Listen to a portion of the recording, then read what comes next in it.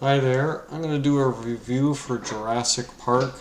This movie came out in 1993 and was directed by Steven Spielberg, written by Michael Crichton and David Koepp. Um, Pretty much stars Sam Neill as Dr. Alan Grant, Laura Dern as Dr. Ellie Sattler. Was it Joseph Mazzello as as as Tim Murphy, and Ariana Richards as Lex Murphy. More or less, and also Jeff Goldblum as Ian Malcolm. This movie is basically a theme park of dinosaurs. What happens is that there's an accident at the start of the movie, and they have to do an investigation into how good the island's stability is. Is it a safe place to be? If it's not safe, they're going to have to do some more work for another year.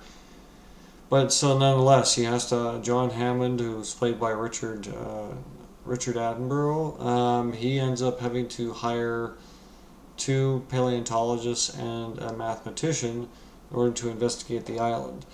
And of course, there's not really any experts to this because Jurassic Park is a different kind of place. There's not really any actual experts for this stuff. All you can do is bring along some scientific minds, potentially some paleontologists. Nonetheless, they find out this is an island full of dinosaurs, and they're in a theme park-like setting. And of course, John Hammond needs them because of an accident.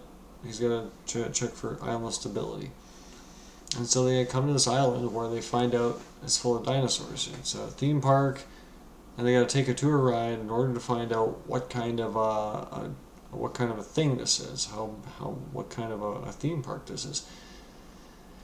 And I don't think either of the scientists really realized that it was going to be a theme park of dinosaurs until they really get to one spot where a brachiosaurus kind of appears, and that's when they realize what they were in for. An awe-inspiring scene to say the least. But nonetheless, they get to the visitor center, and of course they meet up with two kids who are the John Hammond's grandchildren. Um, More or less, they're coming on the tour. He wants some children along for this ride, and so they're gonna all go on this tour. And they go on the tour, and of course, one of the problems erupts is that the dinosaurs are no shows. For one thing, they're wild animals. And the second thing is that there's a character, Dennis Nedry, played by Wayne Knight, that is something wrong for him financially, so he has to go and steal some embryos. So what he does is, after they've gone through their tour, they have to decide. He has to decide whether or not to do He's doing a little bit of a black op job for himself. He's going to steal some embryos from the labs and actually bring them to a certain person on what they call the East Dock. The result is that they're gonna.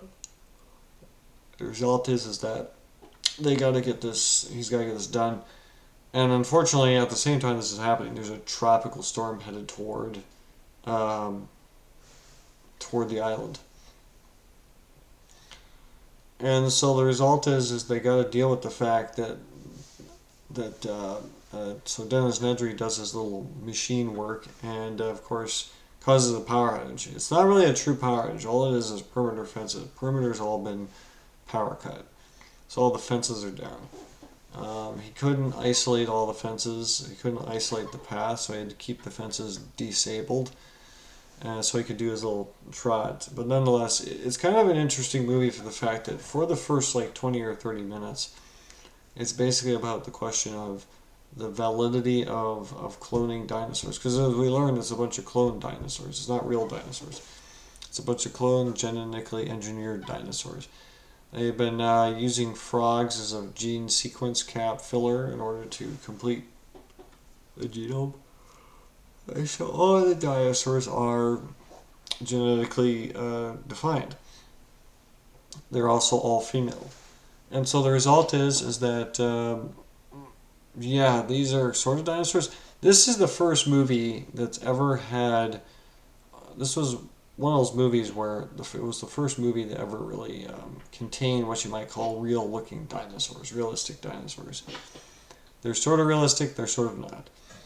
But nonetheless, the park program is interrupted, and of course Dennis Nedry goes and steals the embryos, and of course he inexplicably dies along the way. He meets up with one of the animals that they were supposed to see on the tour, a Dilophosaurus, who is apparently either ducked the fence. It's possible he's gotten out of his enclosure. We're going to assume that he got out of his enclosure. But nonetheless, he got the amusing problem of facing this one predator. Dilophosaurus is a predator. And one of the problems with these dinosaurs is that they don't really know their weaknesses. Nobody really knows anything about them. And so Dennis Nedry, of course, doesn't know anything about this Dilophosaurus, doesn't know that he should probably be running or doing something else. And nonetheless, it's all good. He ends up dying. And the result is that there's nobody to come back and fix the park systems.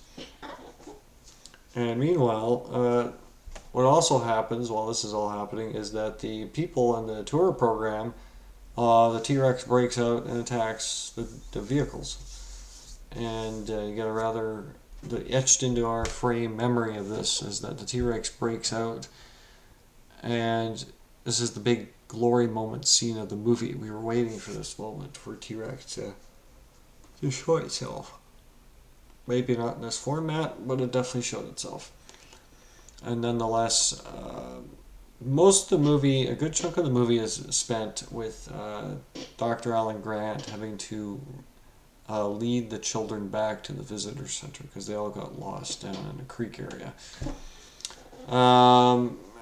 Nonetheless, this movie, they get back to the visitor center. Everybody sort of makes it back to the visitor center, but things are already kind of falling apart because in the process of trying to turn the systems back on, they decided to turn the power off. Unfortunately, the power disables all the fences, including the raptor fences, which they've been revealed. And it turns out the raptors got loose, and so this creates a problem. Is you got about 3 or 4 raptors on the loose on the island. They're supposedly velociraptors. Actually, they're not. They're more like a Utah raptor. Velociraptor is a somewhat smaller animal. But nonetheless, they got out, and the people in the park now have to figure out how to avoid them. It's kind of an interesting sequence because it turns out that that one of the park employees does go in to try and turn the power back on, and of course they find out he's been gone. Realize he's been gone too long, and it's been too much time. Something's wrong. And they end up having to. So in other words, Dr. Sattler and also Mr. Robert Muldoon venture over to turn the power back on. Robert Muldoon finds out that indeed the Velociraptors have been hunting them, and he also gets. I guess he gets his comeuppance. The one raptor figures out how to hide on him properly. Nonetheless, it's all good. The whole thing is that the island at the end is kind of doomed. Basically, Jurassic Park will never open to the public because too many people died, too much insurance, too much litigation problems will happen. They're basically going to run into a big snag with the development of this island. But nonetheless, the whole thing of whether or not you should bring back extinct animals is brought up numerous times. The fact that they had to genetically engineer them is a big deal in the movie, bigger deal in the book. But nonetheless, it's one of the first movies to really do proper dinosaurs. Before this, there was plenty of dinosaur-based movies, but they didn't have a very accurate. And the thing is, Jurassic Park kind of changed the world because there's been hardly any movies about dinosaurs since Jurassic Park. You basically have to have a Jurassic Park-like movie where you have a genetically engineered batch of dinosaurs. You can't just have a lost world of dinosaurs. The old narratives of the years past, but basically anything before Jurassic Park, You cannot make those kinds of movies anymore because in the old days, they used to sort of make dinosaur-based movies where dinosaurs existed on certain locations, but these locations are kind of like fantasy islands. And I don't think audiences will really accept that anymore. They got to have a dinosaur that's based on some real principles, because of course they're extinct animals, and how did you get them back to life? And of course, in the earlier movies, what they did was they sort of teetered toward the in joke of that we haven't found everything on this planet, so there might be a lost world of dinosaurs out there. And in this movie, they they don't do that. They basically make this movie about the dinosaurs that exist and because of genetic cloning. So yeah, the other big thing to take away of this movie is the first heavy duty use of CGI visual effects. Jurassic Park kind of carried a lot of weight. Although there's not very many shots in this movie. I think the grand total is less than 2 minutes, honestly. They don't use a lot of CGI footage. They had a very limited capacity to use that stuff.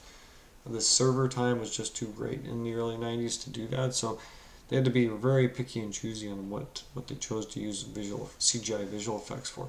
Nonetheless, it all turned out pretty well. The movie's pretty good. I think the continuation of the saga kind of was a bit of the thing that ruined it, but nonetheless, this first movie was very well done. It was a very nice movie. It changed a bit of history because, again, it was before this. Dinosaurs weren't a big deal, and there was plenty of movies about with dinosaurs in them, and they were just kind of considered lost and fantasy elements. And now in Jurassic Park, you have to have a legitimate scientific reason for dinosaurs to exist in your world, unless it's some sort of lost world. In the past, of course, not now, in the past, before 1950, basically, when we could tell you that indeed the world hadn't already been discovered. But nonetheless, there it is. Yeah, Jurassic Park, pretty good movie.